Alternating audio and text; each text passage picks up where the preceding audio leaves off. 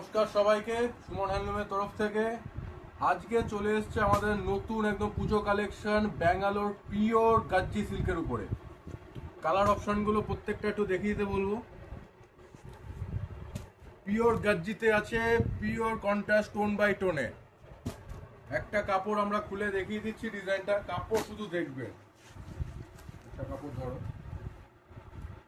এটা যাচ্ছে পাল্লু পোর্শন, আঁচল পোর্শন, বিপি পোর্শন, এটা যাচ্ছে পুরো বিপি ফুল ওয়ার্ক।